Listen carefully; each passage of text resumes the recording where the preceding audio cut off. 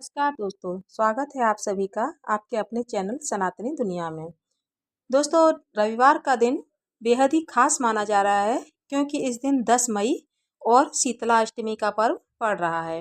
इस दिन श्रद्धा और आस्था का पावन पर्व शीतला अष्टमी मनाई जाएगी।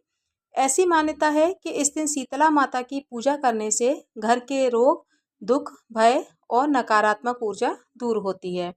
जो भी व्यक्ति सच्चे मन से माता की पूजा करता है, उसके परिवार पर माता रानी की विशेष कृपा बनी रहती है। लेकिन क्या आप जानते हैं कि शीतला माता को ठंडे भोजन का भोग क्यों लगाया जाता है? नीम के पत्तों का इस पूजा में इतना महत्व क्यों माना जाता है? और आखिर वह कौन सी कथा है जिसके कारण यह व्रत पूरे भारत में प्रसिद्ध हुआ? आज के इस वीडियो में हम आपको बताएंगे कि शीतला अष्टमी की संपूर्ण कथा, पूजा विधि, व्रत में क्या करना चाहिए और क्या नहीं करना चाहिए। साथ ही कुछ ऐसे रहस्य जिनके बारे में बहुत कम लोग जानते हैं।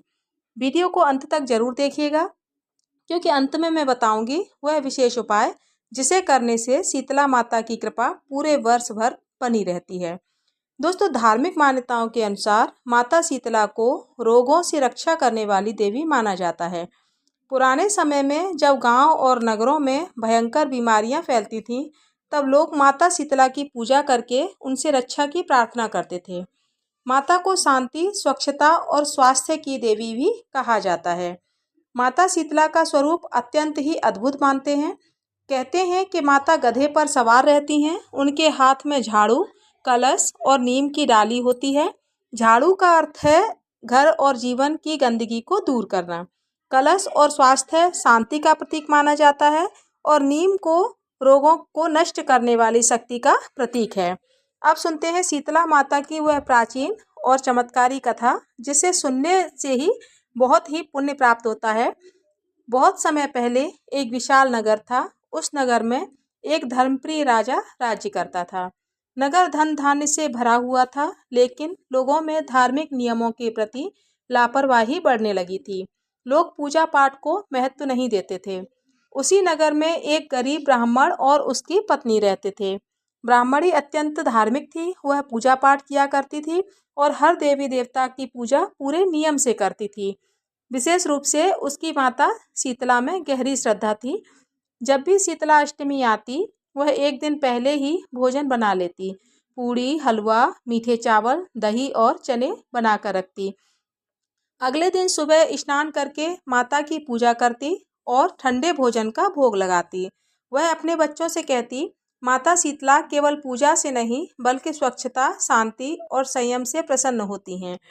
लेकिन उसी नगर में एक दूसरी स्त्री रहती थी जो बहुत घमंडी थी।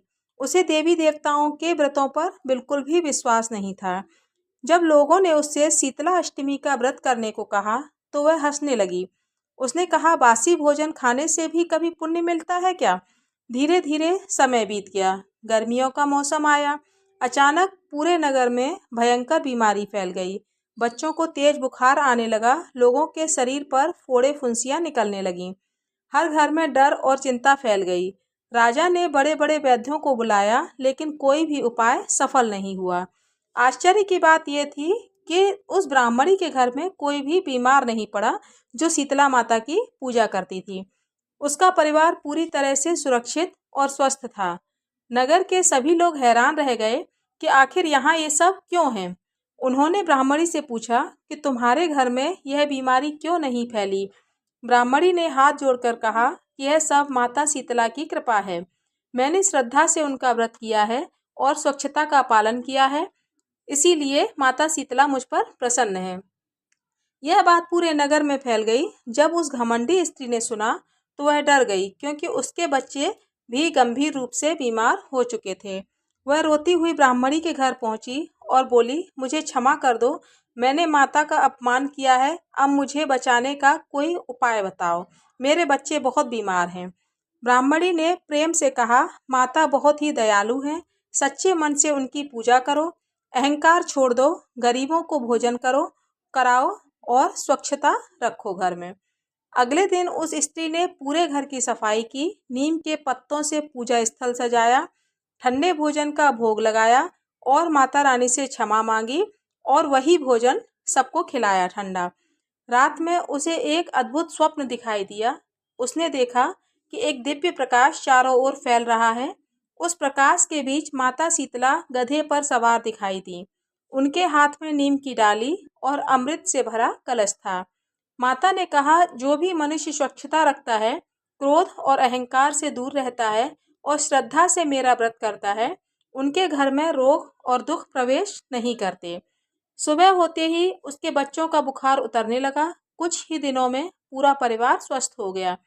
नगर के लोगों ने जब यह चमत्कार देखा तो सभी ने माता शीतला की पूजा आरंभ कर दी।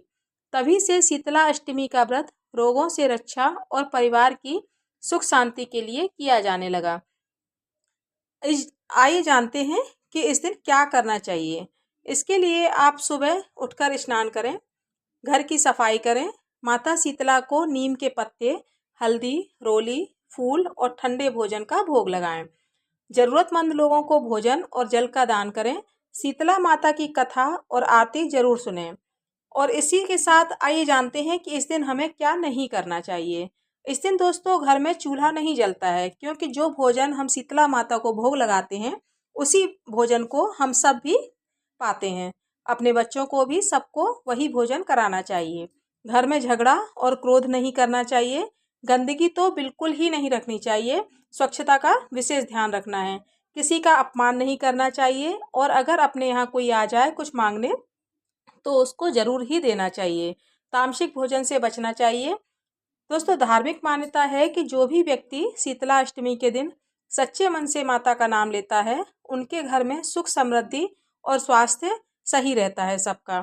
दोस्तों अब वीडियो समाप्त करने से पहले सुनते हैं वह विशेष उपाय जिसको मैंने वीडियो की शुरुआत में आपको बोला था कि मैं एक ऐसा उपाय बताऊंगी जिससे आपके ऊपर माता शीतला की कृपा बनी रहेगी। तो दोस्तों शीतला अष्टमी के दिन एक नीम के पेड़ के नीचे जल अर्पित करें और जय माता शीतला का 108 बार जाप करें। दोस्तों मानते हैं कि इससे जो भी भयंकर से भयंकर रोग, भय और नकारात्मक शक्तियां दूर हो जाती हैं। जो भी कोई त्वचा के रोग होते हैं या कैसे भी रोग होते हैं, माता शीतला उन सबको दूर कर देती हैं। अगर आप भी माता शीतला में श्रद्धा रखते हैं तो कमेंट में ज़रूर जय माता शीतला लिखें। और अगर वीडियो पसंद आया हो तो इसे लाइक और शेयर ज़रूर करें ताकि माता का यह पावन संदेश अधिक से अधिक लोगों तक पहुंच सके। दोस्तों मिलती हूं अगली वीडियो में। जय माता शीतला।